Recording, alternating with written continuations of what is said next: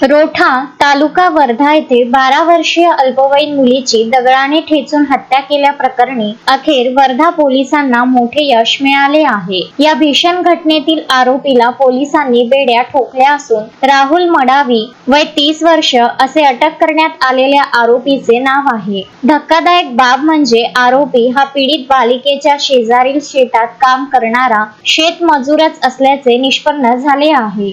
नुकत्याच घडलेल्या या घटनेने संपूर्ण वर्धा जिल्हा हादरून गेला आहे। अल्पवयीन मुलीवर अत्याचार करून तिची दगडाने ठेचून हत्या केल्याचा संशय व्यक्त करण्यात आला होता। या घटनेमुळे जिल्ह्यात संतापाची लाट उसळली असून आरोपीला फाशीची शिक्षा द्यावी अशी मागणी नागरिकांकडून जोर धरू लागली आहे। प्रकरणाचे गांभीर्य लक्षात घेता जिल्ह्याचे पालकमंत्री पंकज भोयर यांनी तातडीने कठोर कारवाईचे निर्देश दिले होते। त्यानंतर पोलीस प्रशासनाने तात्काळ एक विशेष तपास पथक स्थापन केले।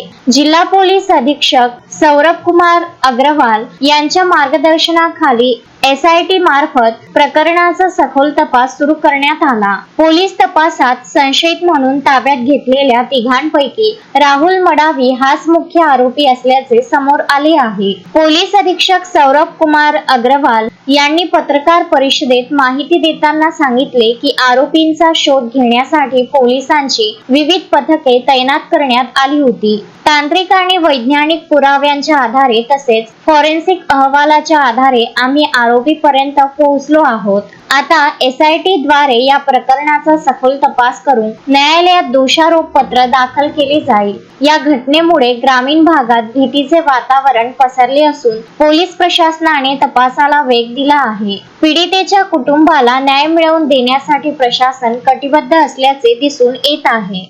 काल सावंगी पोलीस स्टेशन हद्दीमध्ये रोठा गावामध्ये एक अत्यंत गंभीर आणि दुर्दैवी घटना घडली होती। त्या गुन्ह्याच्या संदर्भाने सावंगी पोलीस स्टेशनमध्ये BNS कलम 103(1), 65(1), 66, 332B, पॉक्सो कलम 4 आणि 6 अन्वये गुन्हा दाखल आहे। सदर गुन्ह्याच्या तपासामध्ये आरोपी राहुल राजू मडावी राहणार रोठा याचा सहभाग निष्पन्न झाल्याने त्याला या गुन्ह्यामध्ये अटक करण्यात आलेली आहे। सदर गुन्ह्याचा तपास SDPO वर्धा सिटी यांचे नेतृत्वाखाली विशेष तपास पथक याचा तपास करत आहे। सदर गुन्ह्याचा पुढील तपास चालू आहे। यामध्ये एक आरोपीचा सहभाग निष्पन्न झाल्याने त्याला गुन्ह्यामध्ये अटक करण्यात आलेली आहे। जवळपास 30 वर्षाचा।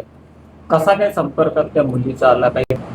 तो जवळच्या शेतामध्ये लेबरर म्हणून काम करत होता आणि त्यांच्या नेहमी त्या घरामध्ये येणे जाणे होते।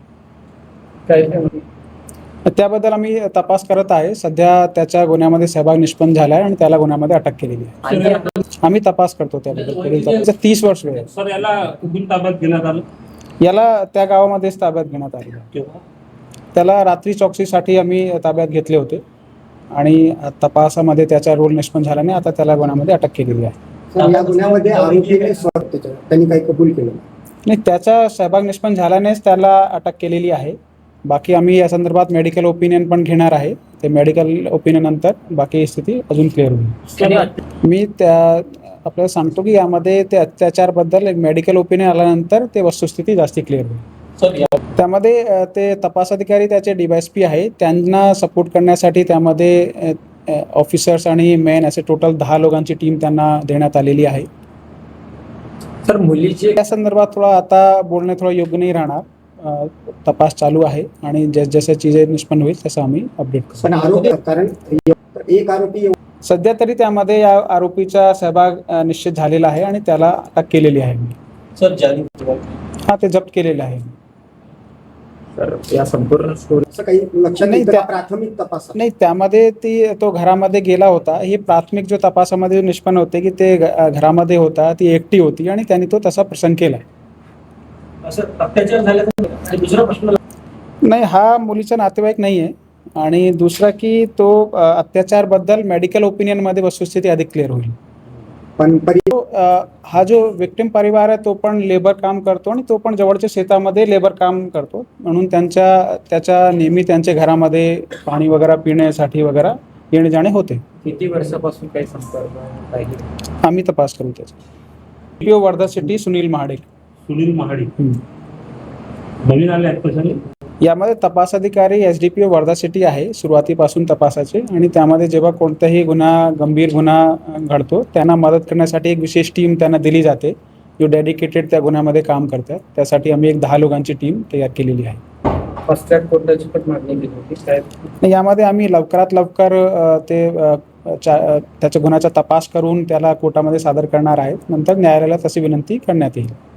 आज जे याबद्दल मी अजून माहिती घेणार आहे, आणि यामध्ये माझं सर्वांना आव्हान पण आहे की चांगल्या प्रकारे तपास सुरू आहे आणि सर्वांनी संयम ठेवावा.